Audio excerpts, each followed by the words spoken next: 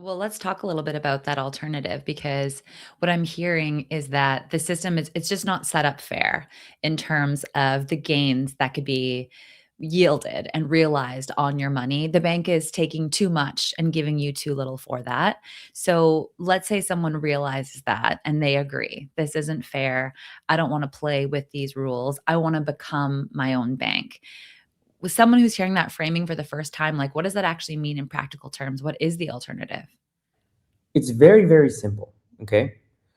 Uh, you can take what, like, let's say you have, I'm going to take practical examples for people to understand, but let's say you have Please. you have 100K sitting in a bank account doing nothing or earning less than inflation, et cetera, et cetera.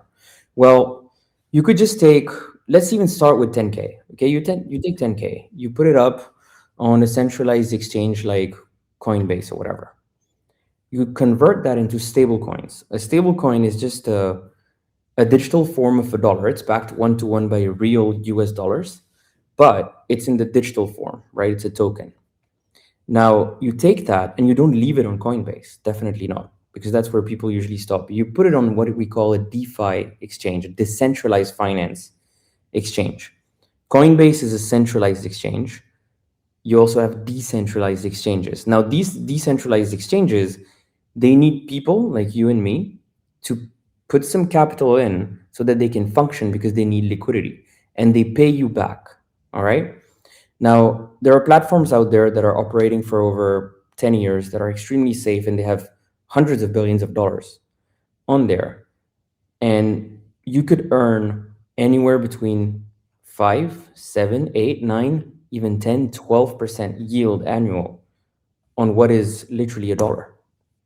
So people are accepting the 0.4% at their bank when if they just only knew how to do it, they could make 10 to 12% thanks to stablecoin yields. So here's what people get scared. Right now, they're being scammed by two things. One, by news industry, and two, by the banking lobby. Because obviously the banking lobby doesn't want people to know this, which makes total sense, right? It's their business. And the second thing is the news out there, they keep repeating crypto is a scam to defend these lobbyists that are probably paying them or something. But crypto was only the first use case of blockchain technology in 2017. Since then, you have people like Larry Fink, you have people like Ray Dalio, you have people like, I mean, all the big guys who are running the biggest hedge funds in the world who are saying the entire financial industry, all financial assets will be tokenized. That is the real use of um, the technology, right?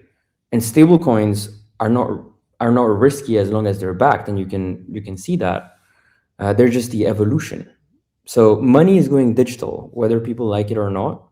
And either they're going to be trapped by a digital form of money that is controlled by the government or the decentralized form, which we like best because we like our freedom and we like, taking back the yield that the bank has been stealing from us.